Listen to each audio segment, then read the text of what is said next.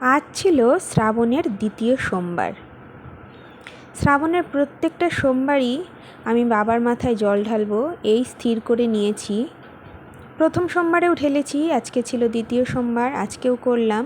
তো আজকের পুজোটা একটু ভিডিও করে নিয়েছি, এর আগের দিনেরটা করতে পারিনি। ভোলে বাবা যে আমার কাছে কি, মানে আমি তোমাদেরকে বলে বোঝাতে পারবো না। আমার ধ্যান জ্ঞান সমস্ত কিছু ভোলে বাবা। আমি কিছু হলেই ভোলে বাবার শরণে চলে যাই, তিনি আমাকে যেন সব উত্তর দিয়ে দেয়। মানে কাউকে যদি সবচেয়ে বেশি বিশ্বাস করি, তিনি হচ্ছে ভোলে বাবা। আমি সব সময় বলি যে আমার কিন্তু দুটো বাবা, এক হচ্ছে আমার বাবা জটা দাস, আর এক হচ্ছে ভোলে বাবা। এই হচ্ছে আমার দুই বাবা। যেমন আমি আমার বাবাকে মানি, তেমন কিন্তু আমি ভোলে বাবাকেও মানি। তো সেই মতো কিন্তু আমার মতো করে আমি পুজোটা দিলাম। আমি জানি না তোমাদের কেমন লাগবে, তোমরা কে কীভাবে দাও। আসলে ঠাকুরকে ডাকাটা হচ্ছে মন থেকে।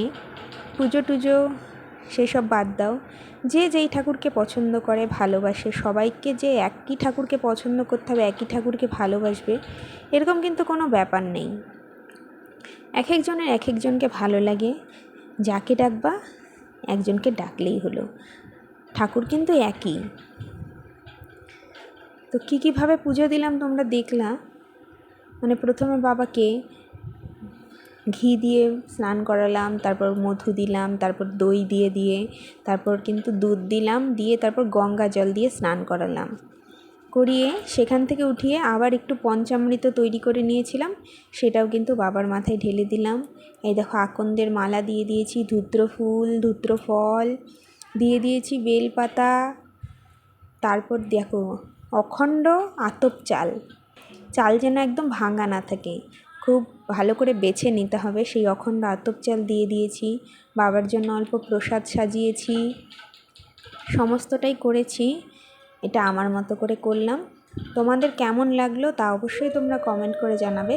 ভালো লাগলে লাইক কমেন্ট শেয়ার আর ফলো করে পাশে থাকার অনুরোধ রইল সকলের কাছে।